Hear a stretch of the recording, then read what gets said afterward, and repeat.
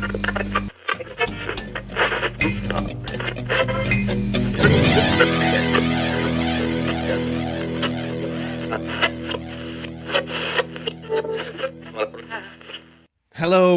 welcome, hopefully welcome back to this combined vlog and podcast where I have conversations with media scholars that I'm a big fan of. My name is Mark Deuze. I'm a professor of media studies at the University of Amsterdam in the Netherlands. And today I'm sitting down with my good friend Anabel Quan-Haase. She's a professor at the University of Western Ontario, located in London, Ontario in Canada, where she's jointly appointed to the Faculty of Information and Media Studies and the Department of Sociology.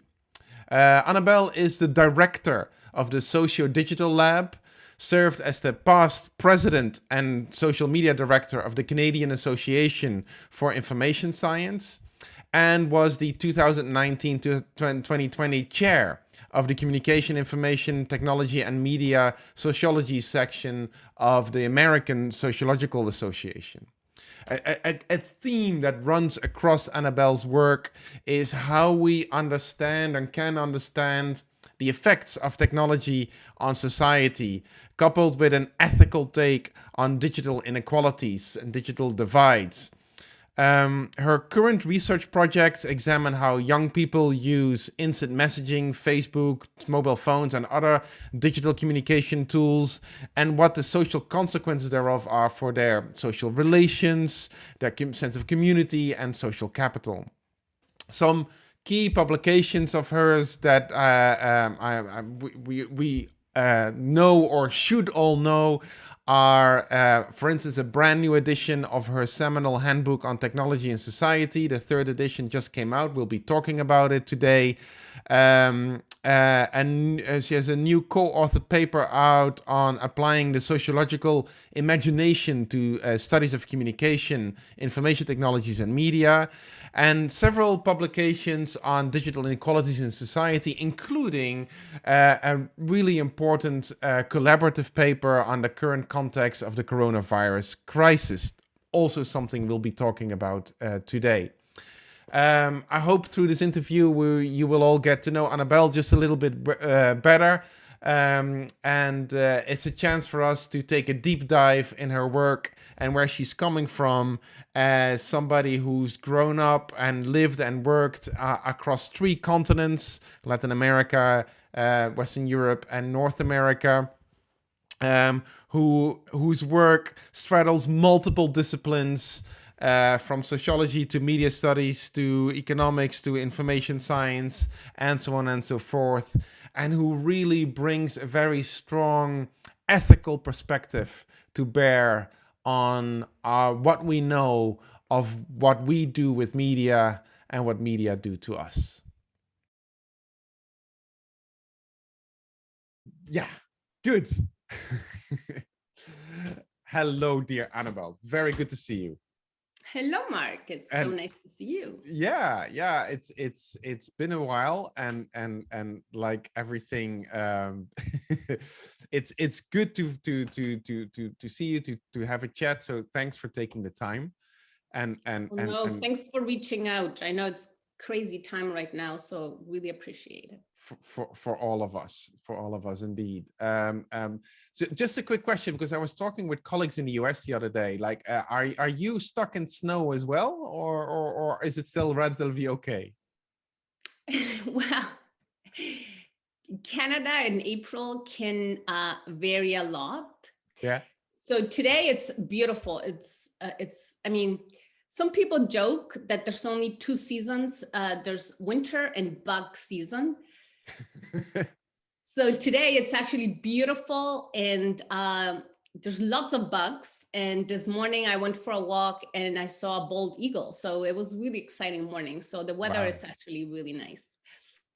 Good.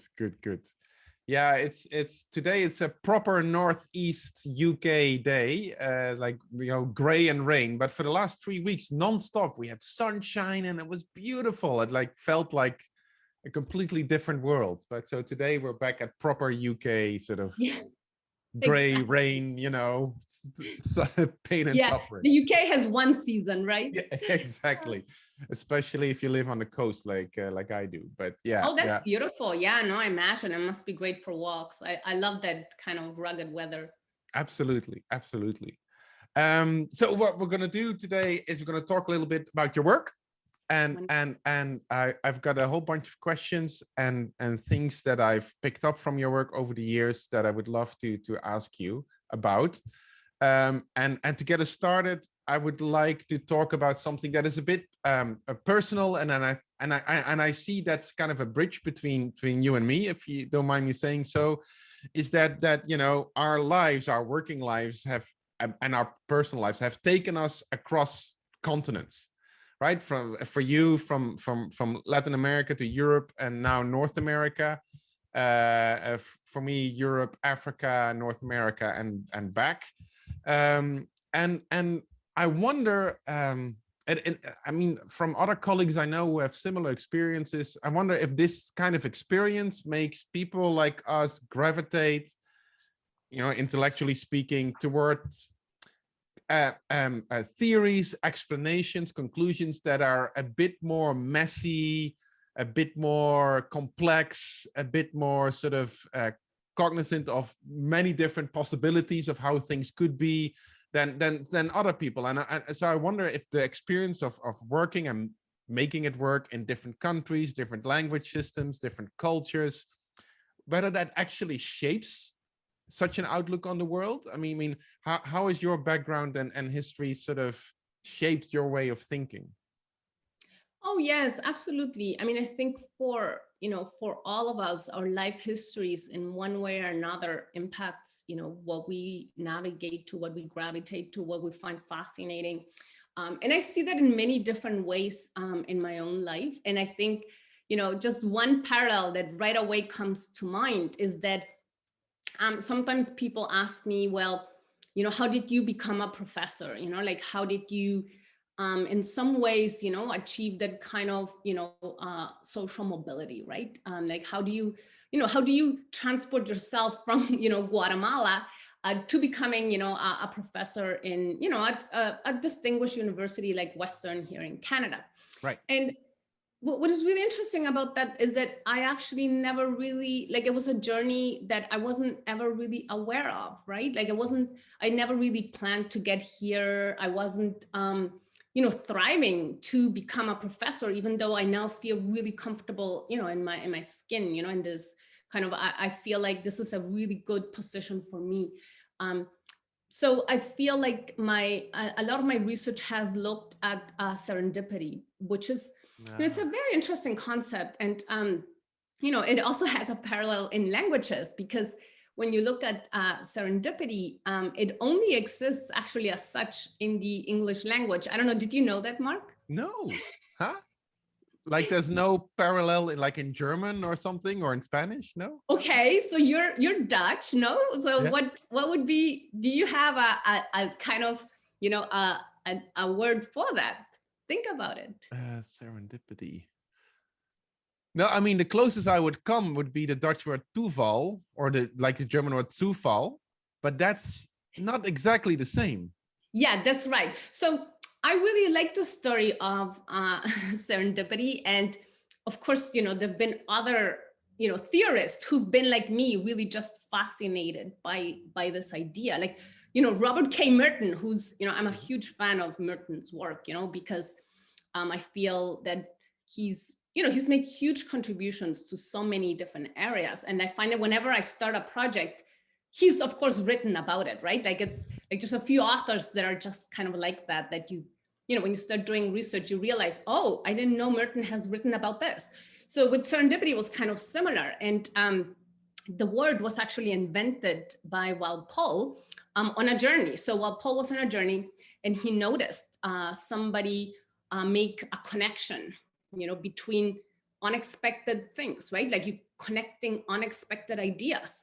And then in a letter that he wrote, he used that word. He coined the word serendipity. And interestingly enough, it was based on a Persian fairy tale. So there's a Persian fairy tale, the Travels of Serendip, where three princes travel and they make connections. So, Mm. I just kind of really like this idea, and I feel that my own journey. I could have. I grew up in Guatemala. I could have stayed in Guatemala. I think that was like I was meant to stay in Guatemala. I was meant to have a very kind of typical, you graduate, you maybe do some schooling, you marry, you have a family life. And then I didn't do it, right? Like something came up, I moved to Germany, I did my degree there. Then I met, a friend, and he said, well, you got to come to Canada. I really want you to join me. And so then I came to Canada, then I went back to Germany. So I feel like in some ways, I kind of often followed like unexpected connections that I didn't know where they were exactly going to take me. But I was kind of ready to, take on these leads, connect with people, find out information, take action. And so that's how I ended here. So, I feel like that kind of has really impacted a lot of the work I do, because I think as a scholar, it's very important, to remain open to kind of the unexpected, to be able to make very different kinds of connections. And I feel that my upbringing, navigating different backgrounds, cultures, ethnicities, and so on, kind of made me be open to that, kind of be open to connecting to people, right? Like it's not just about connecting ideas, but it's, meeting people, wanting to talk to them, wanting to find out about them, and then, connecting different ideas and issues to then lead you potentially into new ways. And that also really has impacted my teaching a lot, because when I run graduate seminars or graduate teaching, I always tell my students that, don't take the easy way. There's always you can always do a survey, right? Surveys are very predictable. But it's really nice, when when you encounter information, you encounter people, events, you think about them and they become meaningful. And so, like a case study, I think is kind of like a typical method, right? Where you go deep into something, maybe you weren't thinking of doing this case study, but it kind of falls in your lap. And then, that really impacts you as a scholar. So Mark, I would say absolutely, my upbringing has allowed me to do that, to make these connections, to be open, to be more messy. I don't know. Yeah, that's more my office. I think the messy applies to my office. Well, you're faking it well with the beautifully arranged bookcase and everything. Yeah. But I can borrow you any of the books, whatever you want. I'm happy. I'll send them over. I got a good collection. Nice. No, it's I think it's so beautiful what you're saying about serendipity and being open, because I mean, whether I would call it messy, that's not all too respectful, but it's the notion of, other options, other opportunities, other ways of looking at this are also possible. And then being open or staying open, that is not a given, I think, for a lot of people. And I think this experience that you're now sharing about your life history, that sort of, yes, you have to be open to make that first step, like you said, to leave Guatemala, for example, but also to then continue to do so. It's I mean, I don't know about you, for me that's almost like it becomes like just tempting. Like the moment you take a step, for example, when I moved back to the Netherlands from the US, part of me was already thinking like, ooh, where I'm going to go to next, what's going to happen next. It's almost like seductive to keep doing that, to keep staying open to the new sort of direction things can take.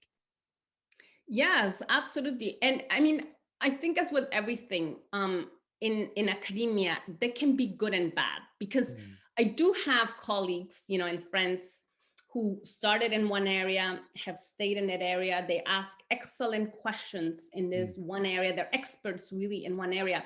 And they can have, there's some advantages of that, because they're known for, having carved out this very, specific area. And their work can, they're probably a lot more prolific just because they're they know the literature really well. Whereas I think that the more you're kind of more eclectic and you move between, like I find my work is very interdisciplinary. And I think, that goes back to your question around cultures, like I grew up feeling very comfortable in multiple cultures because, I grew up in bicultural home. So, Mm. at dinner table conversations were always interesting. They were always bilingual. So, growing up at my dining room table, you had to speak two languages. There was, we were constantly code switching between two languages and two cultures. So I grew up with that. So for me, that feels very natural. And when people see that, they're always kind of puzzled and surprised, because for most people, there's this idea of, third culture kids, which is, you grow up in one culture and then you move into another, or you're exposed later in life to different languages. But in my case, I grew up, truly, in navigating two languages and two cultures. So so it feels kind of very natural. Like I never really thought of it until people were telling me, like my friends would test me, they would throw questions at me in different languages, and then they would see how long would it take me to kind of switch. And they were always surprised, because they're like, you don't hesitate. And I'm like, well, because it's just kind of natural. But so I feel, to me, it's the same. Like my interdisciplinary work comes out of that comfort with moving between different literatures, different theories, and not seeing them necessarily as antagonistic. I think a lot of my colleagues tend to say, well, but why are you looking at, let's say, cultural studies, or why are you looking at, media theory in that way? And I don't actually see those silos myself. Like I feel like these, like I like to ask a question and then see where, what theories, what literatures inform that question, rather than, think within a specific framework. But so I think that there's some kind of advantages and disadvantages. Like I don't want to make it sound like, being kind of interdisciplinary, and eclectic is necessarily only a good thing, because sometimes reviewers, don't get it, or people kind of wonder, why are you drawing on those very different perspectives? So it requires a bit more explaining sometimes, I find, and there's a bit more resistance to that as well. And I don't know if you found that, because, I think your work is also very interdisciplinary. So you may have kind of had similar experiences. I'm not loyal enough, perhaps, to all the all the people whose shoulders I'm standing on. That's true. I just get more and more people involved. That's true. And I mean, and that's actually one of the things that I really love about your work, is like you are not afraid of the big questions, and that almost necessitates a broad disciplinary view, right? I mean, if you ask, you're not just asking questions about how people use media, but then media frame it in the context of social and cultural and network capital. I mean, you're not just looking at, what do people do online, but it's like you frame it in the context of digital inequalities and digital divides. I mean, like it's big, bold questions and steps, and often within these contexts and in your publications, you're using technologies rather than media. I mean, I'm not saying you don't use media at all, but you talk about media in terms of technologies. I mean, and a lot of your books and articles appear, you seem perhaps most comfortable at home with coming at it from a more sociological point of view. Now, you just explained beautifully that then you're not wedded to any particular kind of discipline, but can you just tell a little bit more about what sociology and sociology of technology mean to you in your particular kind of work, rather than, for example, media studies or social science or something like that? Yeah, no, Mark, you obviously read my work carefully, because I think, you've noticed something that really interweaves throughout. And I think I can explain it in a historical way. I mean, I love historical work myself. Whenever I teach my classes, whether it's, technology and society, or, any of my other, technology classes, I always say to my students, don't take a myopic view, don't think of technology or social media or cell phones as something that started today, right? Like students often, and even academics, want to do that. They want to kind of look at something as if it exists as a unit, kind of outside of a larger historical perspective.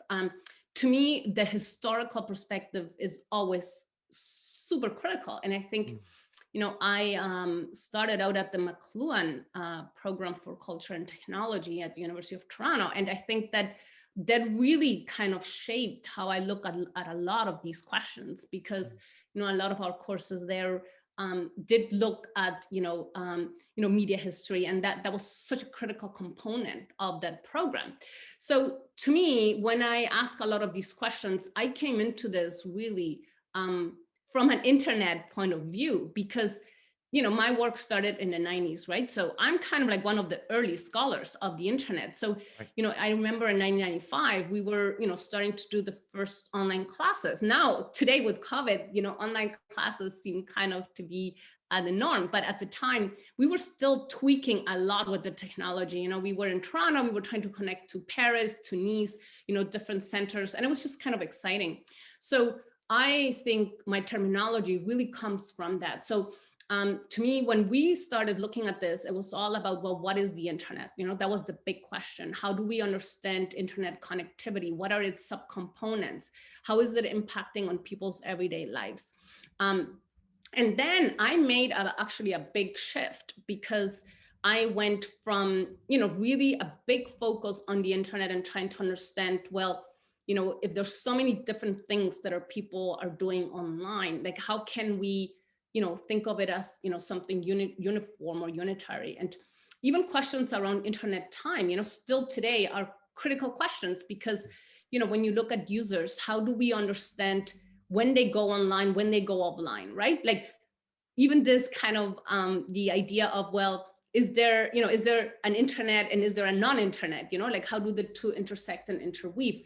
So around 2008, I would say I kind of shifted, because I realized that a lot of what we were studying, and in particular in our research lab, because I trained with Barry Wellman in Toronto at the Net Lab. So we were actually looking mostly at social connectivity. So we were looking less at, let's say, a search, where you're finding out about a hotel. We were looking really about how people connect, with weak ties, with strong ties, with communities online. So I started to look more at social media. So that was the terminology that for me became really critical. So Bernie Hogan and I in 2008 proposed one of the first special issues ever. I don't know, I haven't actually verified this, but let's just say one of the first special issues ever on social media. And we got a lot of really like amazing scholars to contribute to that special issue. And I think that was kind of a turning point for academia, because today, of course, social media just is everywhere. And I feel that people are even using it instead of using the internet or instead of using other terminology. So to me, that was the critical component, because we don't use a cell phone. We don't really, what we do is we want to connect, right? So to me, it was really all about that connectivity. And I think now that you mention it, from a kind of definitional standpoint, I think it actually goes back to Heidegger, right? Because Die Frage der Technik, I don't know if you read it, the question of technology, but when you look at Heidegger's early work, he really talks about this distinction between Mittel and Zweck, which is kind of the purpose and the means. So to me, I feel like a lot of the technology is not really about the material substance only. Like, of course, you can study the material substance, and I think those studying the materiality is critical and important. But my focus tends to be more on the connectivity part. So people use technology to connect, right? So whether it's the cell phone, the tablet. So what we have done recently is actually we've kind of tended to look at it in terms of what we call digital media, because that was the only term that so the internet we felt historically was important, but doesn't really explain anything because it can be everything. Social media, as I was saying, is a subset, an important subset there in terms of the social connectivity. But then digital media to us was broader, because it kind of encompasses all of that, right? So it can be a cell phone, a tablet, it can be any kind of device, it can be any kind of connectivity. So I feel like in my more recent work, we've moved away from technology as such to digital media. Now, I think your question comes primarily also from technology and society, right? Because in technology and society, I do focus on technology, but the reason for that is that technology and society as a book is meant to be broader, right, than my research actually. So I think that that's where maybe where it's like a little bit disjoint. Right. Yeah. Yeah, now we're going to get to technology in the society in a moment, of course, but it is in all of this work, and I really appreciate the explanation. Is that I mean, like I said, I mean, you often focus on the big questions. Also very much interested in digital inequalities and digital divides and why they matter and continue to matter in different ways in different contexts. And I mean, and this year you've also been working with a large number of colleagues all over the world on highlighting how people in the corona context, how they sort of manage and survive and make things work, and that the answer to how people are how and under what conditions people are successful in doing that has a direct relationship with how well people are in other parts of their life. And so that, in other words, that the way people use media in the context of corona, for example, like we do, like when we teach online and when we keep in touch online with our friends and all that kind of stuff, that their relative success to that is a almost mirror image to how well they're doing and are capable of managing other parts of their lives. In other words, is that what we see in media is a sort of an amplification of whatever was already there, and it consistently reminds me that of this sort of so important yet so mundane observation that this world outside of media and the world in digital media are not two separate worlds, right? And then that by looking at the one, you can say things about the other and vice versa.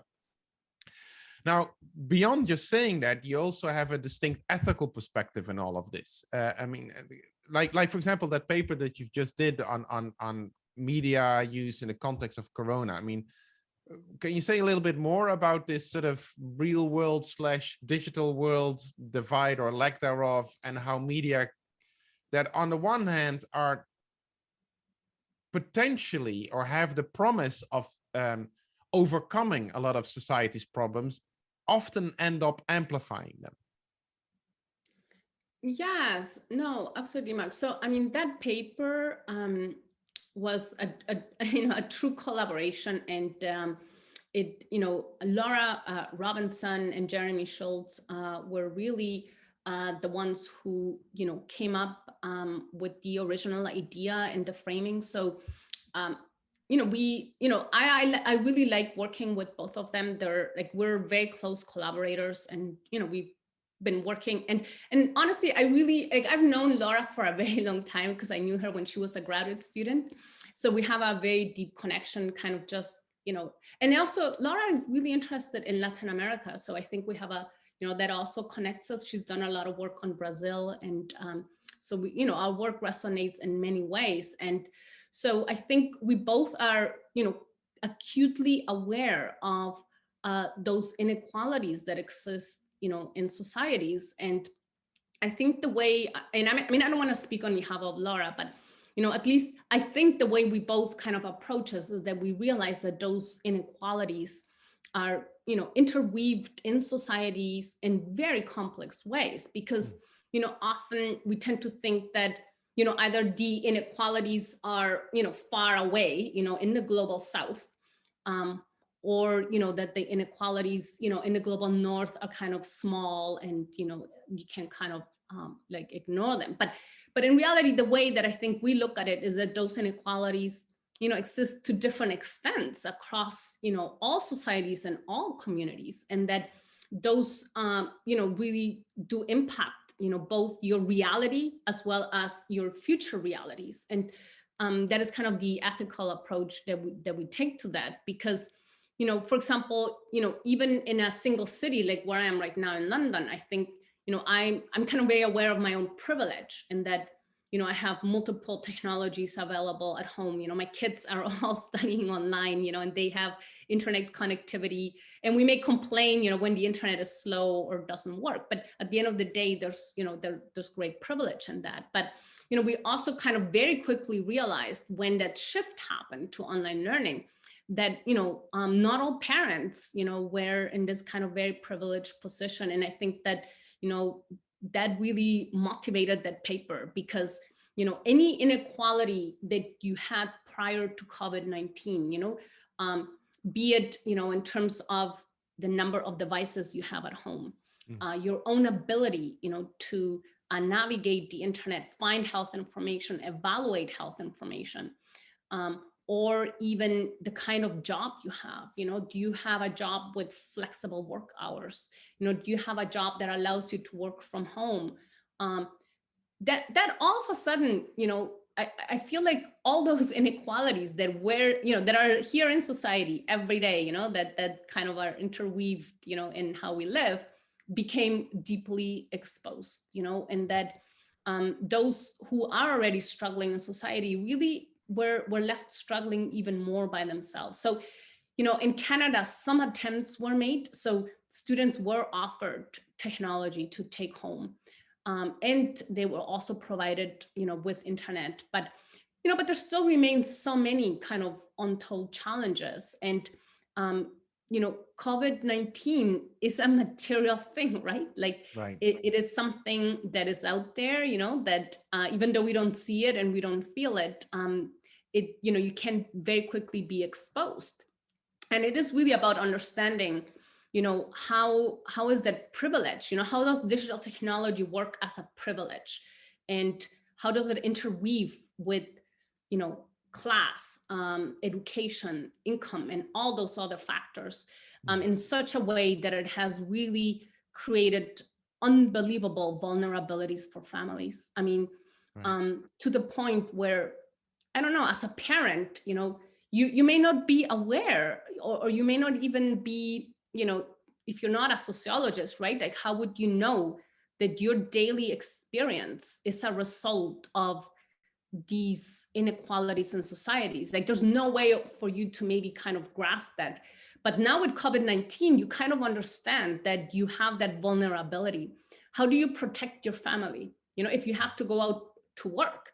And I think that intersects with a lot of more larger, broader institutional problems, where even in Ontario, one of the very kind of difficult policy issues has been paid sick leave. So we're now over a year into the pandemic, and the government did not establish paid sick leave. And I think, when we intersect that fact, right, that's a policy issue, right? But if you intersect that with everything we just discussed, Mark, you can kind of see how that vulnerability is so real, and how, somebody who can take paid sick leave and who may need to provide for their family is basically in some ways forced to expose their own family. I mean, that's pretty, that's very harsh. Real. That's Yeah. a very harsh reality. So I think that paper examined all those profiles. How do these intersections come together and place people in situations that makes them extremely vulnerable and that they actually have no control over? It's really interesting. I mean, both in the paper and in your answer just now, you highlight something that I also saw you say in an earlier interview that I've read, about how looking at intersectionality is such an important frame of reference for you, both as a scholar, like you just said, like, for example, how being a parent or even a single parent intersects with where you live, what kind of job you have, what kind of, I mean, and that it's not never just this one thing, right? It's the interlocking mechanisms that really put you in a specific time and place, in specific kind of context, and make you have a specific kind of experience. But beyond a scholar, also for you as a Latino woman, that I'm now referencing the interview that I found your comment in, and I wonder if you would mind talk just a little bit more about this. For example, how that kind of experience and way of looking and thinking at things has inspired your work, and maybe you have a specific example in mind where intersectionality all sort of became very like real for you in how you approach your research or your teaching. And I'm asking this also because intersectionality is I mean, for me, and I'm talking personally, I feel increasingly like frustrated to talk about, to just to list the categories like, gender, ethnicity, age, class. It seems so 20th century. And intersectionality seems to offer a really rich way of talking about it differently, but it's still not a mainstream concept in some areas, at least in the field that I'm familiar with. But you make it very explicit in how you talk about things. Can you share a bit more about that? Yeah, and of course, yeah, and Mark, I mean, as always, I want to really start by saying that this is a term that has a lot of history. Yeah. So, I think as scholars, I've learned that we need to be very careful because intersectionality to some scholars, to some social groups, means something very specific. And it means, often struggles that, Black girls and women have had, in light of, mainstream, kind of, discourses, behaviors, oppression. So I think that that's very important to start by really kind of acknowledging that. So I think to me, the term has opened up really my eyes because I wasn't really that familiar with it until very recently. And so when I read it, I kind of realized that it can really help explain a lot of things that happen in society. And I think it has helped me see kind of my own trajectory through academia in different, in a different light. And I think it's a powerful tool, for women and maybe BIPOC women or Latina women, because it allows you to see sometimes how that how the exclusion, how oppression can happen in different institutions and different settings. And the reason why I personally, and again, I want to kind of distinguish the two things because there's a really big literature on intersectionality. And I'm speaking here only from my own personal experience, right? So I don't want to kind of give a sense that I'm speaking on behalf of any one group or any one theory or any one literature. I'm just kind of, from my own kind of experiences that, I like to take it as a way of kind of demonstrating that often, when you grow up at that in that intersectionality, often, you may be put in a position that makes it very difficult for you to see yourself, as a professor, right? Like I never saw myself as a professor because I never imagined that a Latina woman could be a professor, right? So it is really those larger narratives that I think intersectionality can help uncover and that I find empowering because when I teach my students, when I teach about, a range of topics, we try to uncover those topics from that standpoint, like, well, why do we see these images in the media? Why are we seeing Latina women, portrayed in these ways? What is it that, why is that not allowing us to become maybe who we want to become, right? So to me, these are really, it's a very strong analytical framework that allows us to maybe move outside of that, right? To move outside of pre-established norms and pre-established ways of looking at it, and to be able to take maybe more agency, in your own decisions. Because, when I often talk to my students, they will tell me, well, I never imagined myself moving, becoming an engineer or, like those narratives were just not present in my everyday life. And this is, I teach in Canada, I'm not teaching in the global South. I'm teaching here in Canada.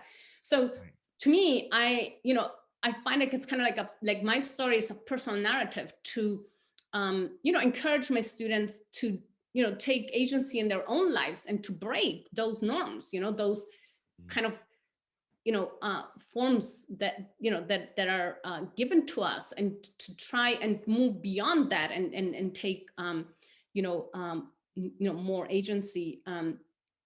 So I feel that like gender can be a very strong narrative, and that intersectional gender even stronger, and that so as a result it's very important to kind of move beyond that. And I think that perhaps that comes out the most in some of my recent work with Katie Mendez and some of my graduate students, where we looked at the Me Too movement. Right. And when you look at the Me Too movement, it's a very it's a movement that has hope. It's a movement that calls for social change, but at the same time it's a movement that also has received some criticism, because the Me Too was used first by a Black American activist, Tarana Burke. So, and later on, it only became, I shouldn't say only, but it became actually kind of amplified once used by Alyssa Milano on Twitter. So again, you can somehow not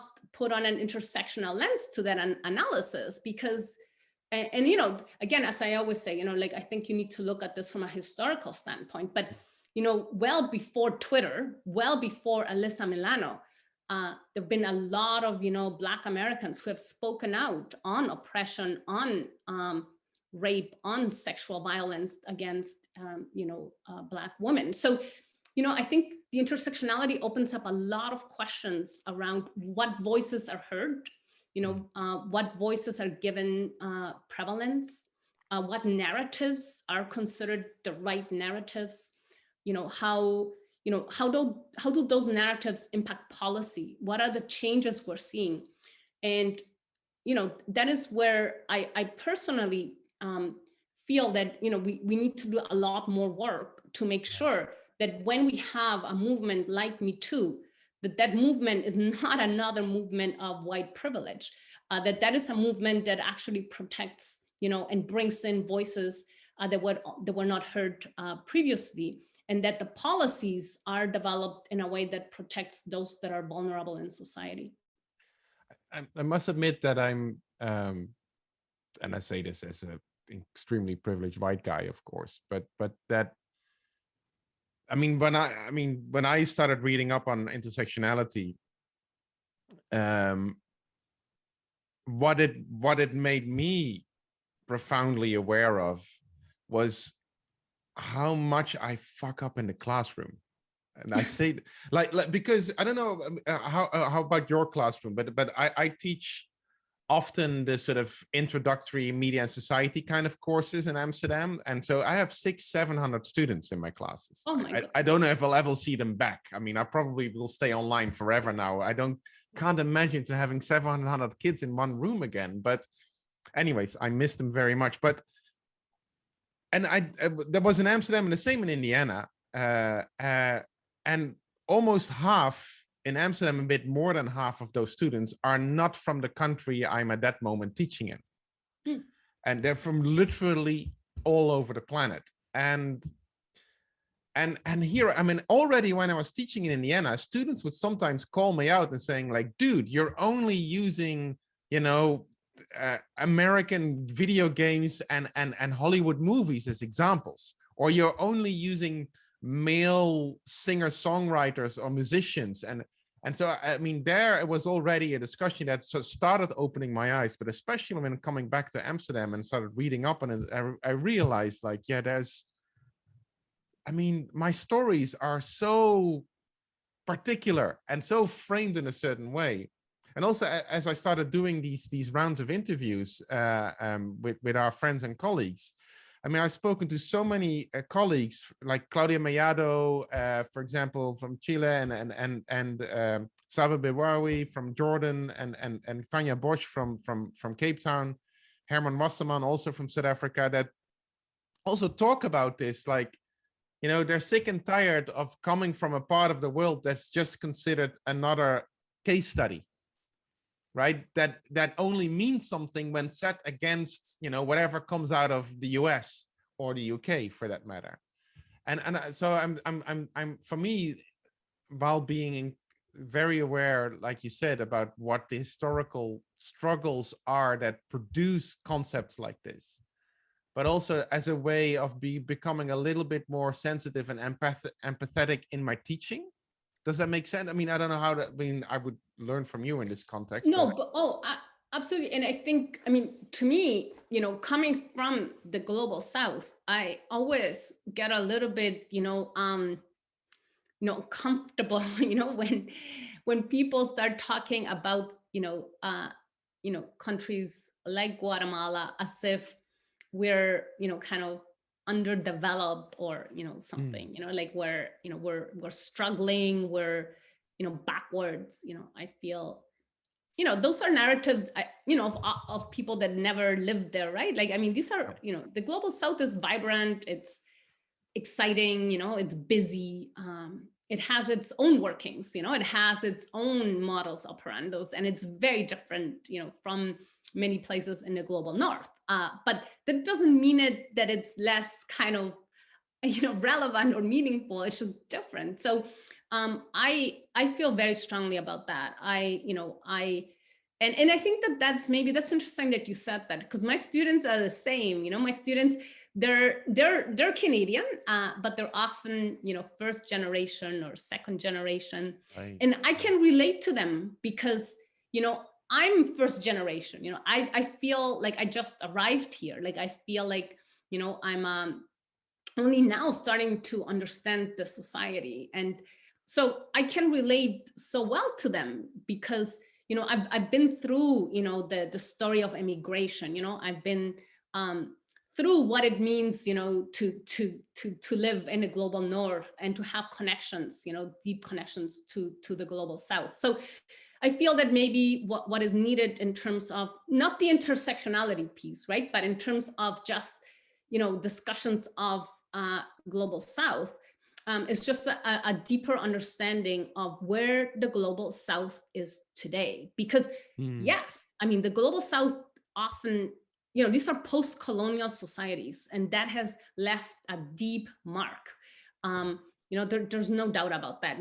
Post-colonialism frames everything. But at the same time, cities like Guatemala City, we're a 7 million city, right? So Mexico City, these are modern places. Modernity has arrived, and it's, and they're interconnected globally. So most people in Guatemala will have family in the global North. Similarly, when I traveled to India, I was in Mumbai and Pune, and most people there have a relative that is in Canada. So I think that the global interconnection today is just so different than it was just a decade ago, that that really changes how we frame and discuss the interrelation between these places, the struggles in these places, but also I think the role that the global South plays, because coming back to India, where you've been doing recently a lot of, you said a lot of talks and engagements. India is producing, a lot of, I don't know if most, but a lot of the vaccine, right? So, I mean, it's not as if this is some far remote place. No, India is actually at the center of the solution to COVID-19. So I think recognizing that from a technological point, right? Like this is about media and technology. So these are, in some ways, these are becoming, centers of information flows, centers of technological development. So to me, in my teaching, positioning them as such, giving them that kind of credit is really important to change the narratives, because I always tell my students, you're the future, you're the future leaders. So to me, it's really important for them to understand, where they come from and what they bring. Yeah, beautiful. Yeah. So in conclusion, Anabel, I wanted to ask you about, you've already mentioned this epic book that you keep coming back to, Technology and Society. Am I correct that the new edition is behind you in the bookcase? Yay! Woo! So this is Toronto, actually. I don't know if you can see it, but. Oh, right. Yeah. Great. Okay. So the third edition now. and it's an epic handbook. Now, I have some experience with writing and editing epic handbooks. I know how much work that is or can be. So I guess have to ask you, like, what keeps you coming back to this particular book? And maybe one thing that struck me about the book is your argument, your plea in the book for what you call technological literacy across the lifespan. And how important that is for us to sort of to understand and make it work in the society that we're all living in. I mean, can you say a little bit about that, please? Yeah, so why do I come back to the book? Well, the book is actually very well and alive in my own teaching. So I teach a large course every year based on the book, and it's probably one of the, it's because I developed a lot of the case studies, I developed a lot of the materials, I developed the pedagogical approach. It's a course that is very close to my heart. I really enjoy teaching it. It's an interdisciplinary course. So I have students really coming from all areas across campus, and that always creates a lively debate. So I think the reason why I come back to it is because, whenever, we discuss, case studies topics, students always know, I feel like, just a little bit more than I do about some of these things. So they get me thinking about, the ethical repercussions, or as we were just talking about, how the global South, has been impacted. So I always feel like there's always room to just kind of add one more footnote on, any one of these topics. But also the other thing is that technology overall, is evolving at such unprecedented kind of rate.